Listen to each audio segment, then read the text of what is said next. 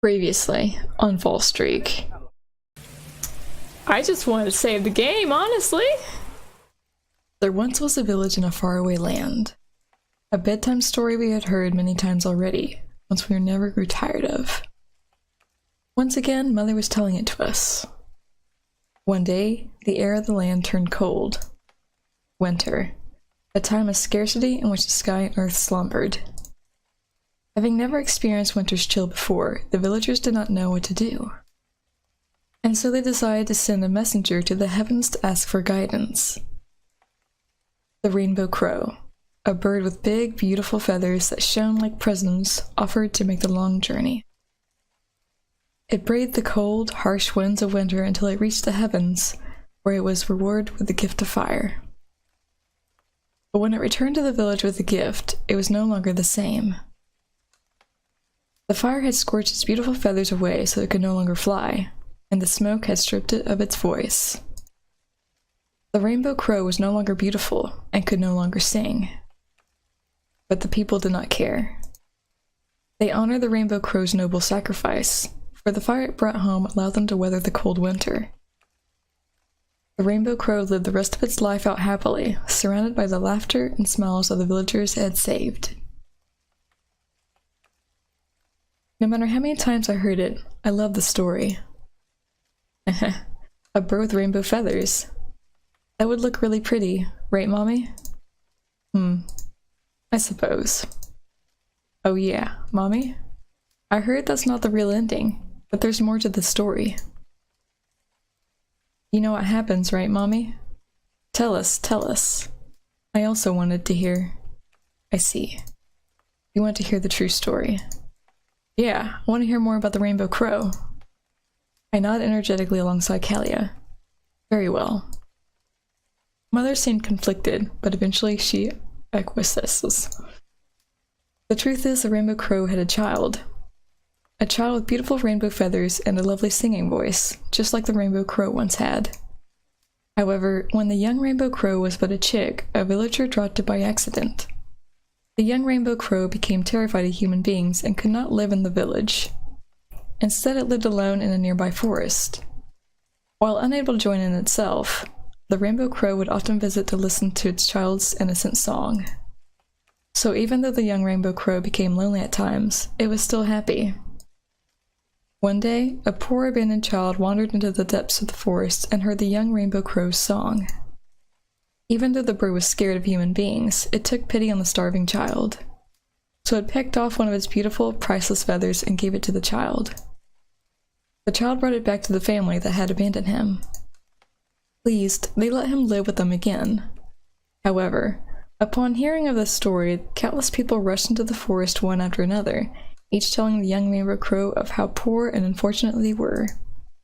The bird's heart went out for them, and it gave them one shining feather after another until its body was reduced to a sorry state. Without any feathers, the rainbow crow could no longer fly and find food. Then winter came. The cold and hunger caused even its beautiful voice to become rough and hoarse.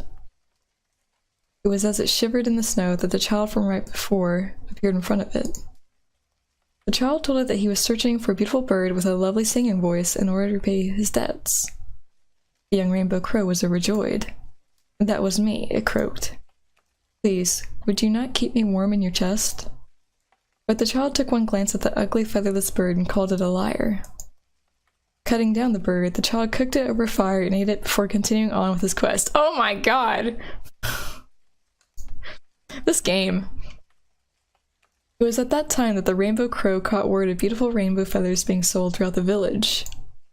With worry in its heart, the rainbow crow ventured into the forest. However, the only thing that awaited it was the charred bones of its beloved child. The rainbow crow could not forgive what the villagers had done to its dear child.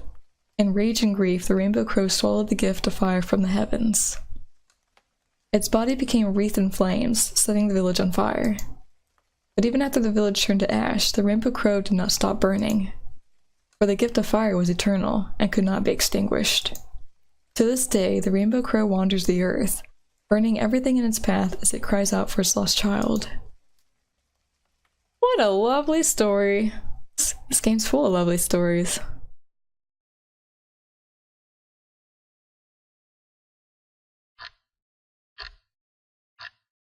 Lenny, think it's weird too? Auntie usually comes around now. Auntie's never late, but it's only been an hour. She should show up soon, right? It's kind of sad that she doesn't realize he's dead. Huh? Dia thinks Alouette looks tired. Alouette can't sleep. It's been days since Auntie came. Alouette's worried. Better story than Twilight.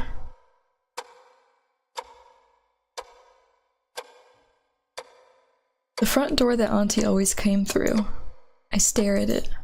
It stares back. It wouldn't come. The sound of the door opening. The sound of Auntie's voice. It wouldn't come.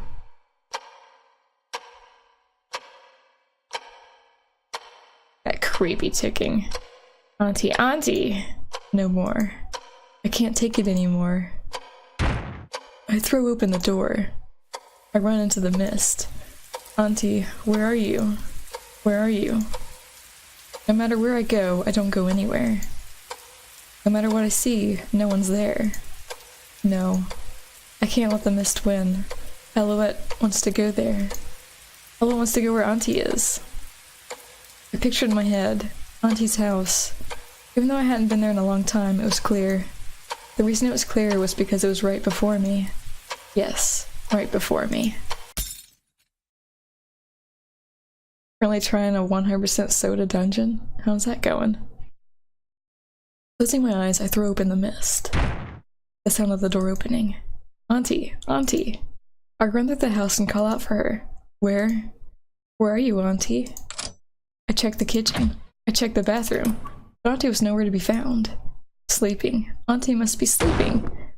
Good grief, child! I throw open the door and go into her room. But Auntie was nowhere to be found. Where did you go?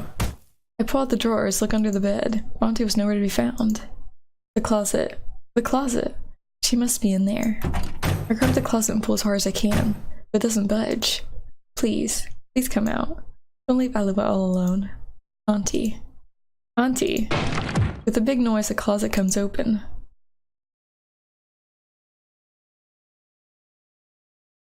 Eh? Letters. Hundreds upon hundreds of letters. They spilled out of the closet without end. This is... At least it wasn't a dead body that came out. That's good. Knowing this game, it could have been. I reach out and pick one up. My hands shake as I open it. Dear Mummy, Dia and Lenny and Alouette are all waiting for you. We miss you. Come home soon. Love, Alouette. The letters I wrote to Mummy. Why are they here? Why are they unopened? I reach out and take another one. I couldn't stop.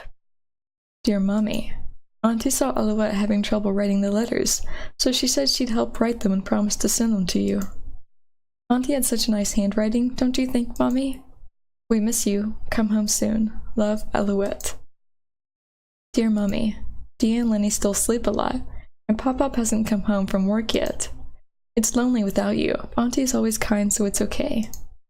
Alouette will keep being a good girl and wait for you. We miss you. Come home soon. Love, Alouette. Oh my gosh, how many am I going to read? A scary man with a knife broke into the house and tried to take Alouette away, but Auntie came and made him go away. Scary man with a knife? Who would that be? Alouette was so scared and cried a lot, but Auntie held Alouette and said everything will be okay. Auntie's so nice. We miss you. Come home soon. Love, Alouette. Dear Mummy, Auntie taught Alouette how to knit today. At first, Alouette got poked and cried a lot because it hurt, but Alouette practiced lots and can make all kinds of things now. Alouette made blankies for Dia and Lenny and they like it a lot. Alouette also made blankies for you and Pop-Pop. They're real snuggly. We miss you. Come home soon. Love, Alouette. As I read the letters, the world turns blurry. It becomes hard to read. Mummy. Auntie taught Alouette how to bake bread and cook soup. Auntie and Alouette cleaned the house together. Auntie, Auntie, Auntie, Auntie. In every single one of the letters, Auntie was there. She's always been there. caring for me, looking after me. Hey, Mommy, where is Auntie? We're supposed to wait for you, together. So Alouette needs to find her. The world's so blurry. Can't see anything. Ooh. Why is it so blurry? Can't find Auntie like this. Huh? A letter. Different from all the others. I reach out for it. To Alouette. For some reason, it really scared me. But I had to look. If it helped me find Auntie, I had to. Dear Alouette, if you're reading this, you've already made the first step. Even though the world outside is frightening and boundlessly cruel, it is also unspeakably beautiful. More than anything, I wanted you to step out into that world. I'm sorry, but I won't be able to be by your side anymore. Know that I am proud of you, though. You are strong. You are kind. But even the strong and kind have times when they must cry. When the time comes where you can't hold back the tears anymore, please don't cry alone. No one else may be able to understand, but that's okay. Autun, Kalia, and Triss. They are your family as well. They'll be there for you. So don't try to bear everything by yourself. I believe in you, Alouette. Don't forget all I've taught you. Don't forget that you're not alone. Love, Amine. No. Why? We were going to wait for Mummy together. So why? Auntie. Don't leave. Alouette doesn't want to lose anymore. Alouette. They come into the room. I couldn't see who because the world was so blurry, but I knew one of them was Uncle Autun from his voice. Hey, Uncle Autun, please tell Alouette, where is Auntie? Alouette can't find her. Please tell Alouette. Uncle Autun doesn't answer. Oh God. Instead, he hugs me. He was crying. No. Why won't you tell Alouette? Bones are breaking. They hug me too. They're all dressed in black too. Oh, did they just come from the funeral? They must have. A familiar smell, Kelly and Triss. They were also crying. No. I knew what it meant. That they were crying. That they wouldn't answer. No, no, no. It meant Auntie had gone somewhere far away. Auntie, Auntie. Rye.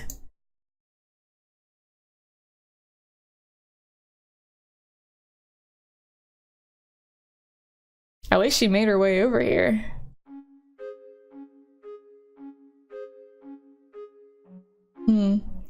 Guess we'll have to wait a bit longer. That's strange. I'm pretty sure this is the right time.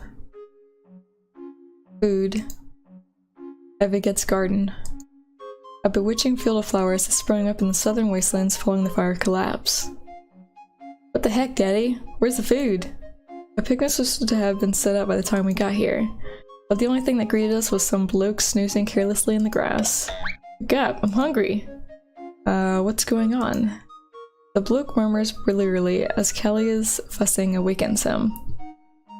So what time period are we at now? Where's the food? You can't have a birthday picnic without food. Cecil and Belly said they had it covered. The bloke makes a sleepy noise and tries to go back to sleep. Whose viewpoint are we in? Because he's being called a bloke. Kalia's, maybe? Why would she call him a bloke, though? Wake up, wake up, wake up! We didn't come all this way to watch you sleep, bozo. At her wit's end, Kelly jumps on and starts throwing a tantrum. Autun Lyrit, a man that always had bandages wrapped around his hands. According to Papa, he was a talented engineer, but he didn't exactly give off the most reliable of impressions. Especially not right now. His ability to maintain any semblance of sleep with Kelly bouncing up and down on him wasn't unimpressive at the very least. Hey Triss, help me out here, would you? With an exasperated huff, Triss kneels down next to the prone Autun. He sticks his pinky in his mouth and gathers saliva on it. Then Ian ceremoniously jams it into the poor chap's ear. Ugh! God, I hate that. With an unbecoming yelp, Autoon flops around like a fish trying to swim through the air. Okay, okay, I'm awake. Stretching his limbs, he lets loose a big yawn. Holy smokes. How long did I sleep for? Staring at the sun in disbelief, he rubs his eyes as if convinced they were somehow failing him. Don't tell me you didn't get the picnic cloth, Autoon. We turn to find Papa and Miss Faye approaching with basket full of food and drink in hand. You had one job, Autoon. One job. And the easiest one at that. Yeah, about that. I thought I'd had the time to take a quick nap since it was such an easy job. Miss Faye shoots Autoon a withering glance. You know those birthday picnics for your own children, right? Well, eating on the grass is nice in its own way. Right, except for the bugs that's gonna be crawling on your food. More importantly, Papa, Miss Faye, what do you think you're wearing? Isn't this what I usually wear? This is what I always wear when in the... Oh. Ah. The words trail off as they realize what I'm getting at. Grown-ups are so clueless at times. Why are you wearing your work clothes to a picnic? At least I'm dressed properly, bubs. Jeez, can't you do anything right? You guys are supposed to be adults. Everyone makes mistakes now and then. The grown-ups look down with shame as Lerona feebly tries to defend them. Anyways, what's on the menu? I'm famished. I tug at Papa's sleeve to get him to lower the picnic basket. Okay, so we're in her viewpoint. Aid. There's only drinks in this one, actually. No pasta? Oh, she's gonna cry. Her lid appears in a Miss Faye's basket with a dejected expression. What? Is this curry? Is this supposed to be a picnic, Miss Faye? Why would you make curry? Well, don't you think sandwiches are just too generic? I'm trying to think of what else you could eat with bread instead, and I ended up with curry. Questionable. We can probably make it work, though. They have a point, Belly. Curry's not exactly prime picnic material. Huh? How are we going to eat the curry? I don't see any bowls or spoons. Oh no. I must have left the basket at the tableware at home. How about you get your shit together before you criticize me and my curry? Oh, she's so defensive. I have to sneeze right now, but it's not coming out. So I'm like trying to read and not sneeze at the same time. So defensive. Defensive? Are you kidding me? The heck is this? Can anything else possibly go wrong with this picnic? What? What is it now? Just lay it on thick. I don't even care anymore. Well, it's just... I don't think anyone brought any bread. Kelly's like, I just give up! With a look of resignation, Kelly flops lifelessly onto her face. In a show of solidarity, Triss drops to the ground next to her. Her stomachs grumble loudly. Pasta. You have anything to say for yourselves? Useless adults. Not even Lerona seemed capable of defending them anymore. Well, it smells pretty nice, so there's that. My apologies, everyone. I'll run back and get the third basket right away. Excuse me. The curry will be cold by the time you get back. Some unknown person's talking to them. Ah, what a shame. Over here. It's Brezel. Oh. Everyone turns their attention to Brezel. Apparently he had tottered up to us at some point. Is that a picnic basket? Grasped within Brezel's hands was a shiny symbol of hope. Uh-huh. I got back just as Cecil was leaving and saw this, so... It's all the bowls and utensils and stuff. Ah. Pasta. You even brought napkins. Just what we needed. You're so thoughtful, Brezel. Nice save, Brezel. I did pretty good, huh? Brezel swells up with pride at all the praise that comes his way. It's pretty heavy too, so I'm glad I... Hello? Alette is here. Alouette. This mouth-watering smell. could it be? A steaming basket with an aroma so appetizing it was unfair was nestled in Alouette's arm. Bread. Bread? Alouette brought lots of bread. Ah, smells good. You even brought a picnic cloth. Just what we needed. You're so thoughtful, Alouette. See, it turned out good in the end anyway. Alouette knitted. Alouette made the bread too. Really? This cloth is so well made. I didn't know you knew how to knit. Nice save, Alouette. What a relief. My hard work was not in vain. You really helped us save face there, Alouette. Oh, you can always count on Alouette to come through in a pinch. Don't mind if I take a bite? I can't wait anymore. Get some bread too, Triss. Rip, Brezel. Your time in the spotlight was short-lived. Cheer up. Huh? Kalia, what's wrong? You're crying. Eh? Am I?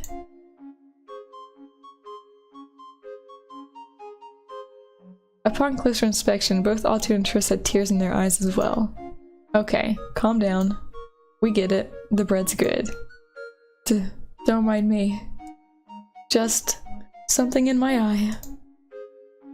Oh, what? Or onion cutting ninjas or something. Really? Onion cutting ninjas? They threw that in there? This bread really is amazing, though. No wonder the Morella Bakery hired you. They're quite picky about their talent, you know. Hehe. Alouette learned from the best, after all. Thanks to Alouette and Brezel, everything's now accounted for. Why don't you do us the honors, Kalia? Alright, thanks for coming, everyone. Let's get this party started. Woo! Our mood having made a complete 180, Kalia cheers. And just like that, the Lyrit twins' birthday picnic began. What did you put in this curry, Belly? It's amazing. Never had curry. I don't even like the sound of it. Doesn't sound like it'd be good. Looks like today's one of Belly's good days, haha. Is this UL cuisine? I've never tasted anything like it before. Every bite is like a medley of flavor. It's actually a mix of UL and Socotrine cuisine. Its characteristic golden yellow hue comes from turmeric. Coriander, cumin, fenugreek, and fennel are the spices that give it its distinct flavor. A dash of hot sesame oil and spicy chili pepper to give it an edge of heat and temper the color. To thicken the consistency, flour, dextrins, vegetable cream, and powder yeast extract are used. And of course, the fundamentals that make up the dish's foundation. Onion, garlic, ginger, palm oil, and your basic spices. Wow, you really went all out, Miss Faye. A well-balanced dish overall. You've got your choice of meat, as well as potatoes to cover your starches. I think the color's what brings it all together, though.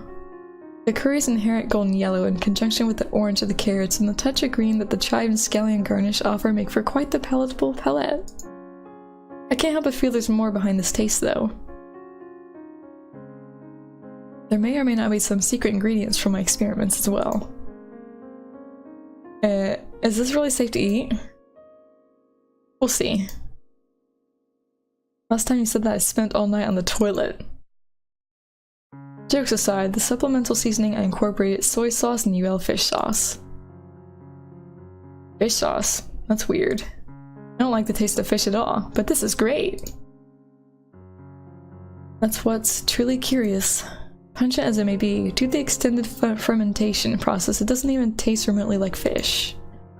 Its iconic savoriness is almost certainly due to its glutamate content, though preliminary testing suggests nitrogen level may also play a factor. No, since nitrogen has no intrinsic flavor, it has to be a correlation. You're doing it again, Belly. Earth to Miss Faye! Alouette was watching. Belly made it go pop. Pop, pop, pop, pop, pop. Better get an extra roll of toilet paper ready tonight.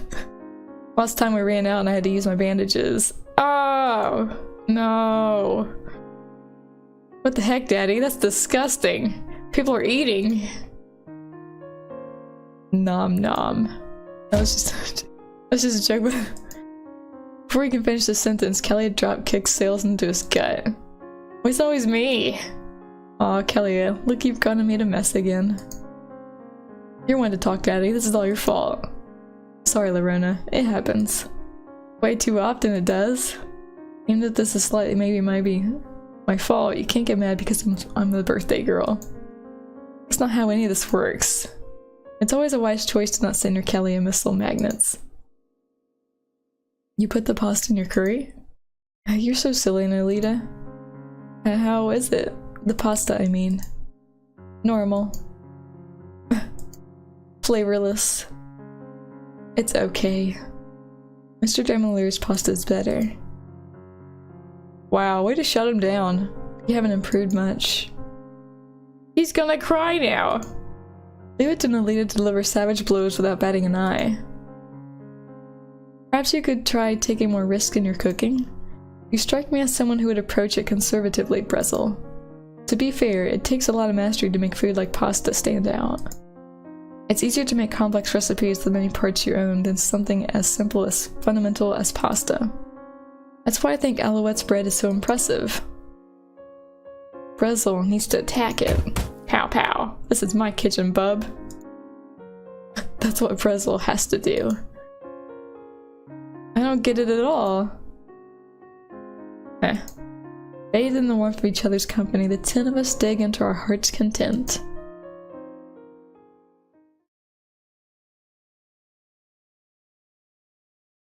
Oh, so we're in his viewpoint now. Alright, let's play. All the kids come with me. The moment she finishes eating, Kelly jumps to her feet. Haven't we played enough today already? My legs are sore. Quit your belly aching. Don't forget your promise to follow my orders for the entire day. You're such a slave driver, Kellia. Hey. Eh? Why are you dragging me along? Let's play. I'm tired. I had work all day. Old man. Looks like Brezel turned into an old fogey while we weren't looking. What a shame. I don't want to be an old fogey. I'll go. Ooh, he's so easy. So easy. Easy. Let's play, let's play. I'll catch up once I finish this bowl. Make it quick, Aid. The kids romp off, leaving Adelise and us adults behind. A lively Kelly is the way it should be. She's come a long way. Yeah, she's a strong girl. How have things been going with Triss? He's still avoiding you? I cast my eyes to the ground. It's been 2 years already, but some things don't fade easily. The Phantom a minute lost. After claiming Father Namine's life, they had stopped killing and disappeared, almost as if they had fallen off the face of the earth. Thinking about the fact that they had never been caught made my blood boil. I think Triss blames me. I think he blames me for not being able to protect his mother from that monster. Thank you for taking the time to watch this video, and if you enjoyed it, leave a like and hit the sub for more walkthroughs, playthroughs, and let's plays on the gaming experience.